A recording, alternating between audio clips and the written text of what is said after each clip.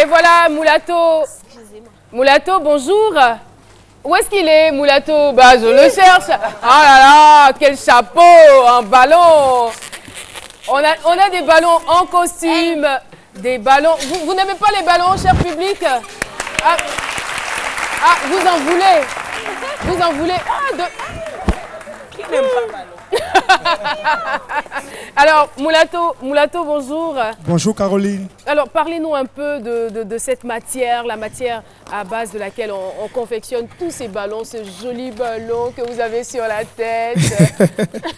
Merci Caroline, c'est tout simplement du ballon. Et voilà, c'est des merveilles. Et voilà, donc tout ce que vous voyez est fabriqué à base du ballon. D'accord, voilà. D'accord.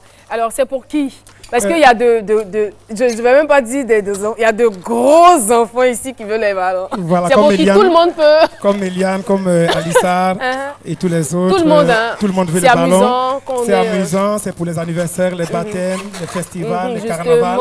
Et là, vous constatez qu'il y a par exemple un jouet pour enfants. Et il y a des tenues, il y a la reine du carnaval qui est là. Et moi, je suis le prince du carnaval, comme d'habitude, tu sais. Quand on dit carnaval, c'est Moulato. Comment est-ce que vous prenez soin de lui au quotidien? Avant l'heure de descendre de mon mari, j'arrange la chambre, je mets le petit secret, comme on appelle chez nous, ousma. D'accord. Voilà. Tu installes tout dans la maison. C'est des senteurs. Hein. Voilà. Tout est bien propre. C'est l'encens, non? Oui, l'encens, la fumée. D'accord. Donc, vous prenez soin de la maison déjà. Avant que ton mari va arriver. Accueilli dans un cadre toi-même, tu te rends confortable. propre. Oui. Tu es bien mis simplement, mais justement, vous habillez comment pour l'attendre? Il est panaché. Souvent, si je suis dans la maison, je peux me mettre en pagne, comme dans mes petites jupes. Ou les petits culottes. Voilà, bien chic, bien relax. Ça fait que quand monsieur rentre, lui-même pour sortir, là, il a des problèmes. Waouh! Un peu ça. Je l'accueille, je le décharge de ses bagages, genre son sac, enlever ses chaussures, ses chaussettes, masser pieds, donner l'eau. Et ça, vous le faites tout le temps? Oui, sans souci. En plus de cela, tu demandes, mon papa, tu es arrivé, ta journée, comment ça s'est passé, le travail. S'il y a le stress, il va essayer de parler un peu pour se libérer. Puis, voilà. En tout cas, entre moi et lui, il y a une complicité. Il y a une grande complicité. C'est mon papa, c'est mon grand frère, c'est mon chéri, c'est mon tout. Il y a une complicité. À vous entendre, vous parlez de complicité, c'est votre papa, votre chéri. On a l'impression que vous n'êtes pas jalouse du tout. Jalousie même, ça n'est même pas dans votre cœur même. Ça vous arrive parfois d'être jalouse, parce que souvent l'homme... C'est vrai, mais moi, je ne me passe pas trop dessus parce que j'ai confiance en moi-même. Je sais que mon mari, il m'appartient. Même s'il veut marier l'autre femme, moi, ce n'est pas mon problème. C'est moi, je suis là. Votre mari, il est musulman. Oui. Et vous savez que la polygamie est autorisée chez les musulmans. Oui. Et s'il décidait aujourd'hui d'envoyer une deuxième épouse à la maison, quelle serait votre réaction? Maman Caroline, avant de me marier avec lui, je me suis renseignée, comme toujours. Je sais que la culture sénégalaise, les hommes, ils ont droit à plusieurs femmes. Donc, je me suis déjà mise dans la tête. C'est vrai, j'aime mon mari. Une femme ne souhaite pas avoir des rivales. Où je suis, ça fait bientôt 17 ans. Mais j'ai pris Dieu, il ne faut pas qu'il va prendre l'autre femme. Mais si ça arrive, je vais supporter parce que je l'aime mon mari, j'ai choisi mon mari. Best. À partir de quelle année que le Zouglou fait son entrée? À partir de quelle année que le Zouglou fait son entrée? C'est une belle question. Heureusement que vous êtes belle. Parce que, vous savez, en matière de communication, vous avez vu sa coiffure qui fait office de parure et ça donne une fourniture d'esthétique. Oh mon Dieu. Wow. Et ça nous rappelle cette réalité. Les gens, les grands connaisseurs vont vous dire 98. Mais ce n'est pas possible. Le Zouglou rentre depuis l'existence de la musique à Loukou.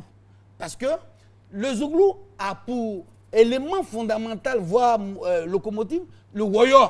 Et le woyo est lié à ce qu'on appelle les compétitions wassu. Est-ce qu'on se suit? Bien sûr. À partir de ce moment, la musique traditionnelle BT, sans moyen, même avec un deux tam-tam, une casserole, vous sortez, mais on met en exergue le talent vocal, les prédispositions naturelles des voix. Donc peu d'instruments. Et c'est comme ça que la loukou s'exécute. est-ce que ces prédispositions-là, vous les avez? Vous Moi, savez chanter? Vous moi, qui je avez sais tout pas le temps chanter, mais en contact avec la musique. Je peux bailler. Je suis un DJ, je baille. Alors là, on a plusieurs formats. Oui. Il existe combien de formats? Moi, j'en connais 2, les 33 tours et les 45 tours. Il existe combien de formats au niveau? Pour le moment, je peux dire 3 formats. 3 formats. Mais ça, c'est avant les années 50.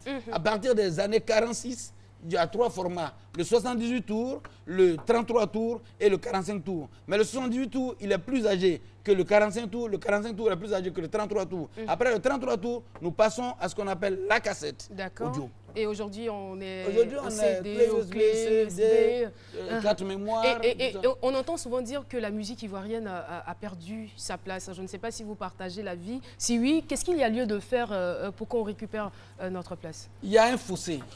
La musique ivoirienne a perdu sa place. Pourquoi? Parce qu'on n'est plus dans la compréhension du caractère majeur de l'art. Parce que tout ce qui est copié est mineur en matière d'art. Vous avez vu? Ça dénature. Hein? Ouais, voilà, vous venez comme ça, vous. Bien, des motifs bien. Oui. Qu'on aime ou pas, vous aimez. Ça, c'est majeur. Mais vous avez parlé d'Éric Patron tout à l'heure, que vous avez qualifié d'un bon artiste, tout ça. Mais il a copié aussi dans le... Oui, mais on appelle ça inspiration. De sa présence vocale aujourd'hui, pour faire passer le message. Comme moi aujourd'hui, je peux me servir de lui pour montrer que ça, c'est pas copier, c'est retraduire. Parce que ces talents-là, si on vous fait écouter beaucoup de choses d'hier, vous en serez fiers, car nous y avons fait carrière. Best. Sur vos toiles, on retrouve des femmes. Oui. C'est le thème général, le thème qui vous intéresse. C'est quel message vous voulez apporter? En fait, le message que je voulais apporter à travers ces toiles, à travers ces peintures, c'est de valoriser la femme à travers mes tableaux qui sont là. Parce que sinon, elle a déjà de la valeur. Hein. Enfin. Non, encore plus de valeur parce que déjà, il y a des femmes qui pensent que on ne les voit pas, voilà, qui n'ont pas d'importance, donc elles sont comme ça. Mensonges. Voilà.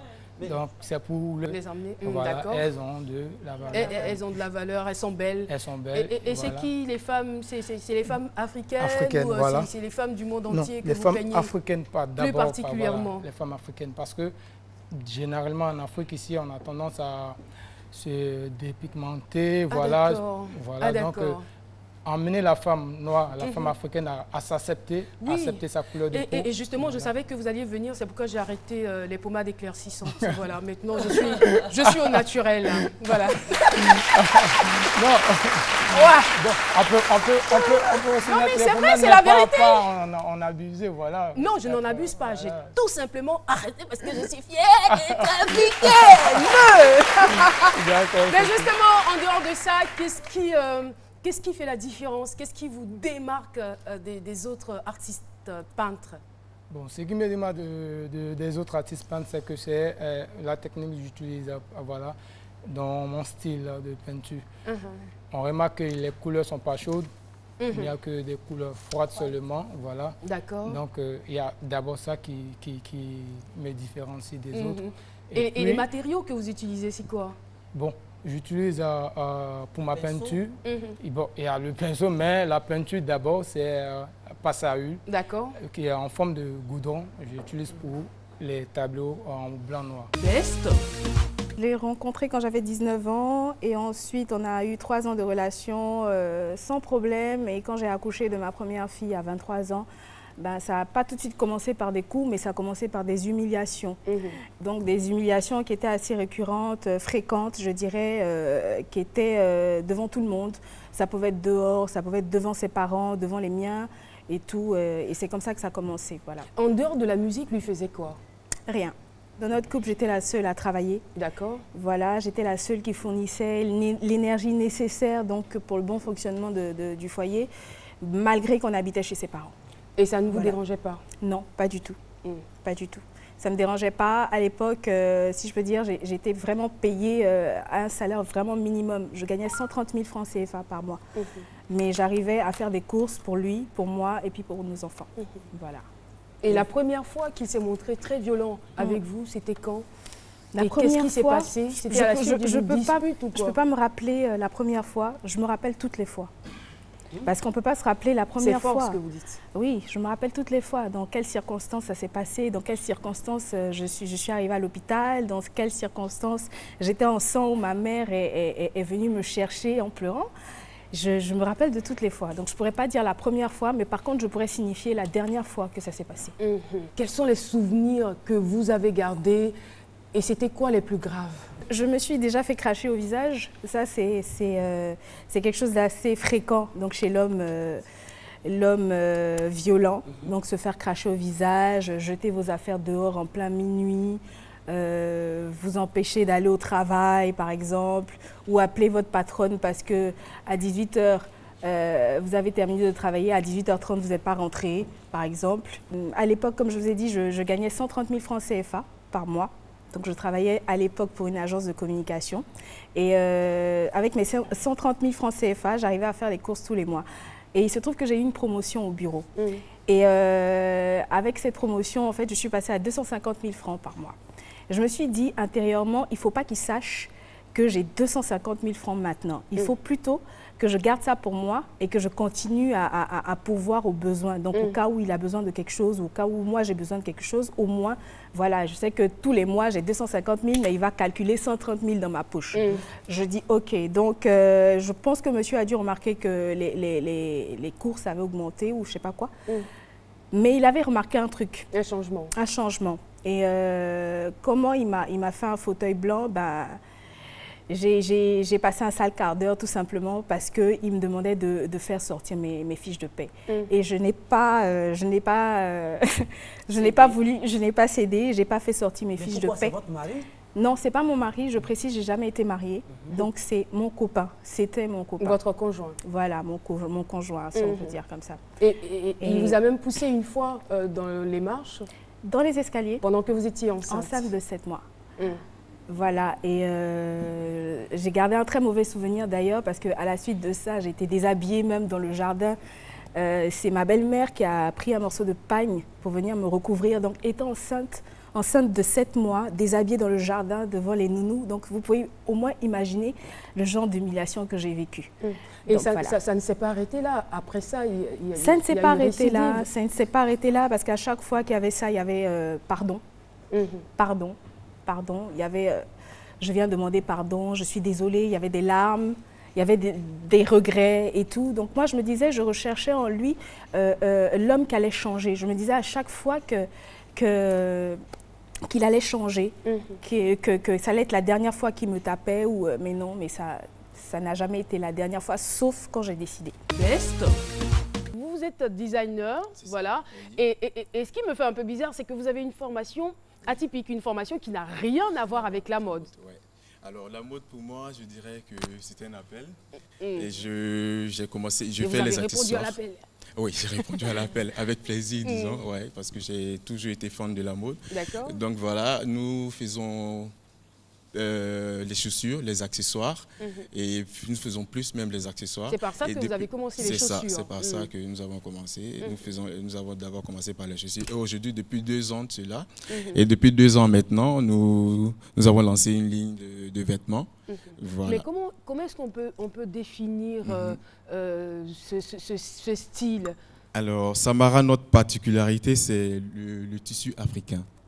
Voilà, nous travaillons beaucoup avec le tissu africain, voilà, et le pain, du faso d'Anfani. C'est un mélange en quelque sorte. C'est un mélange. C'est un mélange, d'accord, voilà. Mixte, moderne traditionnel, traditionnel et tout. Et le pagne africain, je veux dire, vous le travaillez, hein, c'est un peu comme le pagne indigo. Oui, tout à fait. Voilà. Oui, la nouvelle collection, nous avons là une seule pièce de la nouvelle collection. D'accord. Vous voyez que c'est un tissu travaillé par une teinturière locale. Voilà, donc... et c'est quoi le message que vous voulez véhiculer? Alors, le message que nous voulons véhiculer, c'est... nous voulons apporter notre touche, c'est-à-dire la petite touche africaine. Voilà, d'accord. À tout ce qui est moderne. Nous voulons que les jeunes d'aujourd'hui se sentent vraiment à l'aise voilà, dans les tissus africains. Voilà, depuis 2009, la Côte d'Ivoire, à travers ses réseaux, a donc décidé de s'intéresser à tout ce qui concerne la protection de la terre. Et il y a même une journée donc, qui est célébrée en cet honneur. Oui, la journée de la Terre qui est célébrée le 22 avril tous les ans depuis que je suis né d'ailleurs, depuis 1970. Et si je fais les calculs, ça doit faire 46 ans. Ah, okay. Je le porte bien, non? Oui, bien sûr. Alors, la journée de la Terre, en fait, c'est un mouvement qui s'est dégagé des mouvements habituels qu'on a, parce que l'ONU et donc la communauté internationale fête la journée de l'environnement. Et donc, un sénateur aux États-Unis en 1970 a voulu que ce soit les communautés elles-mêmes qui portent ce combat-là. Et depuis lors, d'année en année, c'est passé à tous les pays. En Côte d'Ivoire, il y avait une dynamique environnementale, mais elle n'était pas aussi grande que cela. C'est en 2009, à l'occasion du sommet de Copenhague, que notre ONG, Greencast Africa, a dit qu'il fallait parler de l'environnement comme on parle des autres sujets. Et donc, on a porté cette journée à la connaissance du public. Et depuis lors, on est passé d'activité en activité. Et maintenant, en Côte d'Ivoire, tous les 22 avril, Et qu'est-ce qui a changé depuis lors? Eh bien, depuis lors, il y a une prise de conscience. Mais c'est très intéressant. En 2009, quand on arrivait sur le terrain et qu'on disait « Ah, les forêts sont en train de disparaître », on nous a un peu pris pour les clowns. Parce que c'est pas les hommes verts ou les gens qui parlent d'environnement, ils sont un peu marginaux. On les prend pour des fous. Et puis finalement, on se rend compte qu'aujourd'hui, tout le monde parle de ça. Tout le monde est sensibilisé, mais il faut sortir des journées qu'on célèbre et passer à l'action. C'est pour cela que cette année, on a voulu que chaque individu puisse planter un arbre. C'était d'ailleurs l'objectif Et c'est d'ailleurs le thème. Hein, oui, c'est le thème. Les arbres pour la terre. Les arbres pour la terre. Parce que la Côte d'Ivoire qui nous intéresse, puisque nous sommes ici... Vous en avez planté combien? Moi, j'ai planté, en tout cas, depuis EFD, j'ai planté au moins un arbre par jour. J'ai jeté une graine ici, j'ai mis un noyau de mangue. Il faut aussi planter des arbres fruitiers. D'accord. Parce que là, on a le double objectif de nourrir et de reformer le couvert végétal. Best.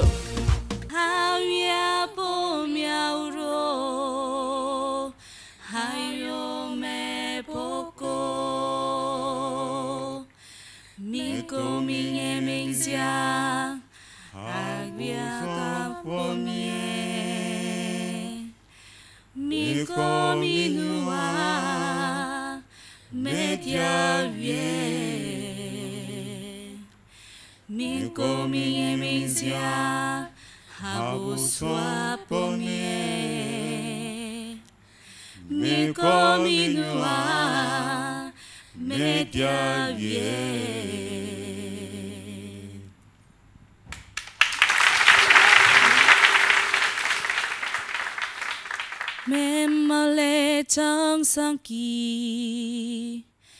memale fei chang kejo, haleyo, hariye ankazu tualo.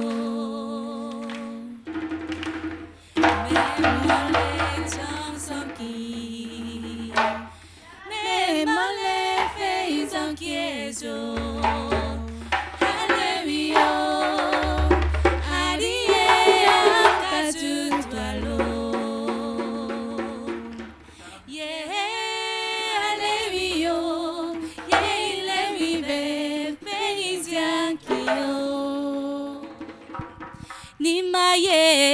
Nima jarabiye de sekala.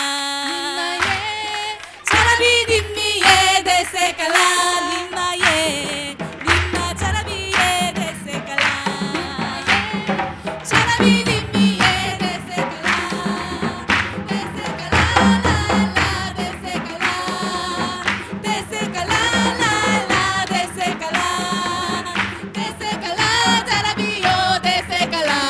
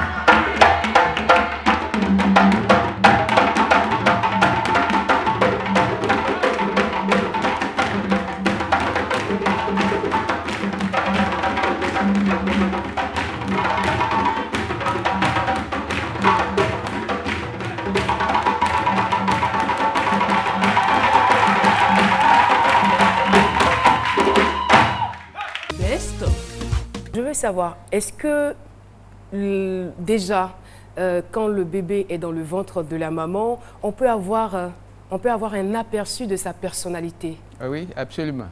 On peut savoir s'il sera un enfant turbulent ou pas? Mais de toute façon, il arrive ici, il nous rejoint ici, et c'est en fonction de la vie qui va être récalcitrant ou non. D'accord. C'est l'environnement qui crée. C'est l'environnement. Voilà. D'accord. Donc, ça ne se mesure pas à sa capacité de bouger de façon fréquente. Non. Hein. D'accord. Alors, comment est-ce qu'on peut différencier un bon pédiatre d'un mauvais pédiatre? Mais écoute, ça dépend des mamans. Ça dépend des mamans parce que si je vois ce bébé, tout à l'heure j'ai regardé et je peux donner son âge. Oui. D'accord, on vous écoute. Vous vous donnez son âge? Oui. Attends, moi je connais l'âge de mon bébé là. Attention, elle dormait. Oh, donne ça pour toi. Philo, tu oublies que tu es père. Franchement. Bébé, bonjour. Mais attrape-la bien. Bonjour. Regarde ici. Elle est un peu perdue. Elle refuse de regarder le pédiatre. Ben voilà, c'est un bébé qui fait déjà les 4 pattes. Repose à ton enfant, non? Il fait déjà les 4 pattes. Elle s'arrête un peu même. Mais oui. Vous savez pourquoi? Regarde, quand je fais comme ça, tu as vu beaucoup de dents. Oui, oui. S'il n'en avait que 2, il a 6 mois. Best. Vous venez de nous dire que vous êtes en quelque sorte la cheville ouvrière d'un événement, vous en êtes la pièce maîtresse, vous êtes là du début du projet jusqu'à la fin. Et après, pendant le spectacle, pendant l'événement, vous devenez invisible. Alors, où est-ce que vous retirez votre satisfaction? La satisfaction première, c'est d'arriver à faire travailler toutes ces équipes ensemble. Ce qui n'est pas facile parce que en Côte d'Ivoire, on a la chance d'avoir des prestataires techniques vraiment de haute qualité. Aujourd'hui, en Afrique de l'Ouest, je pense que si tu veux un parc technique, la Côte d'Ivoire est numéro 1. Pour ne pas citer les boîtes, on les connaît un peu. Lorsque je travaille avec eux, toutes les fiches techniques que je demande sont fournies. Parce que ce qui est plus grave, c'est lorsque l'artiste vient, ce n'est pas seulement parce qu'il a signé un contrat. Ce n'est pas le contrat qui est le plus important. Le contrat peut faire 3 feuilles, mais après, c'est la fiche technique, le technical rider, qui peut faire 29 pages. Là où il te demande, voilà le matériel que je veux sur scène, voilà ce que je veux dans ma loge, voilà les dimensions, voilà le nombre de miroirs, voilà la maquilleuse, etc. Tout ça, le régisseur général doit cumuler toutes ces fiches techniques des artistes pour en faire une seule fiche technique. Et moi, je pense qu'aujourd'hui, ces sociétés qui ont investi, qui emploient des jeunes, peut-être peuvent aussi bénéficier qu'on leur dise merci, chapeau, pour avoir travaillé 15 jours, pour avoir sorti du gros système, pour avoir investi à ce que tous les artistes comme Aïdjaman viennent et qu'ils disent « Yo, I'm so happy that ». Best. On a besoin de connaître votre histoire. Comment est-ce que cette histoire avec les beignets a démarré? La vente des beignets a commencé en 2002. Ah. En 2002. J'étais d'abord à Kachola, étant déplacé des guerres. Je suis venu à Abidjan rejoindre la mère, l'aider dans la vente des beignets, en même temps suivre les cours. Parce que étant à l'intérieur, il n'y avait pas de cours. Bon, j'étais au CM2, je suis rentré à l'école en mai. J'ai fait au moins 2 mois de cours, nous sommes passés directement aux examens. J'ai composé. La première année, j'ai eu 101 points. La mère allait voir la directrice, elle a dit « Ah, mais vraiment, lui, c'est un réfugié, lui, il vient d'arriver, il a eu 101 points. Mais permettez-lui d'aller au moins en 6e. » Elle a tout fait, il dit non de répondre. Il dit « Ok, il n'y a pas de problème. » Donc c'est dans ça, la mère étant dans son coin en train de vendre les beignets, chaque 16 heures... Quand vous dites la mère, vous parlez de votre maman? Ma mère, oui. Chaque 16 heures, après la fin des cours, je venais l'aider. À chaque 16 heures, c'est l'heure de pointe, les clients sont là. Ils sont aux alentours, elle est seule, en train de souffrir, en train de chercher à frire, chercher à servir, elle est seule. Vous avez des frères et sœurs? Oui. Les autres, qu'est-ce qu'ils faisaient? Ils venaient l'aider ou c'était vous seulement? Bon, le premier, lui, il est resté à Yamsoko. D'accord. Pendant que ma petite soeur était encore plus petite, elle est restée auprès de la vieille. Elle ne pouvait rien faire parce qu'elle était encore toute petite. D'accord. Voilà. Donc, elle était encore au CE1, elle ne pouvait rien faire. Donc c'est dans ça, il dit, bon, c'est comme ça. Ben, la vie est seule. J'ai fini les cours. Qu'est-ce que j'ai fait? Je me déshabille, je me rhabille en truc, comment dire, en habit civil, et puis je viens l'aider. Et dans ça, j'ai donné les papiers, les sachets, ainsi de suite. Je suis passé au service, en train de servir les beignets. Maintenant, les clients passaient, mais c'est quel garçon même qui donne, qui sert les galettes comme ça, là? Hein? Est-ce qu'il ne va pas se comporter comme les femmes? À vous, le public, j'ai l'air d'une femme. Non. Best. Moi, je suis quittée dans une famille de tisserands. Mais chez nous, les femmes ne tissent pas. Il n'y a que des hommes qui tissent. Et pourquoi? Ah, je ne sais pas. Mais d'après ma grand-mère, elle me dit, je lui ai demandé, posé la question pour savoir. Elle m'a dit, ma fille, tu sais, ce n'est pas tabou pour les femmes. Mais chez nous, c'est les femmes qui filent le coton pour le rendre en fil, pour le donner aux hommes pour qu'ils fassent ça en paille. Et si les filles aussi sortent pour aller tisser, ou bien les femmes s'en vont tisser aussi, qui va rester ça pour va déséquilibrer la chaîne. Voilà, qui va rester pour filer les fils pour que vos parents là aient ça pour confectionner les pailles. Donc, mais avant d'aller plus loin, votre nom Soulga, il a une signification bien particulière. Oui, c'est vrai. Soulga, ça signifie araignée. Araignée. Oui. Et qui dit araignée, c'est déjà c'est que... C'est donc vrai que le nom agit parfois sur la personne, la personnalité. Ça c'est vrai. Sinon, chez nous, les femmes ne tissent pas. Donc, vous êtes d'une famille de tisseurs. Oui, je suis née dans une famille. Et comme l'araignée, vous tissez vos toiles. Depuis mon enfance, j'ai rêvé. Alors là, on vous dit non que ce n'est pas un métier réservé aux femmes, c'est plutôt réservé aux hommes. Et qu'est-ce que vous faites?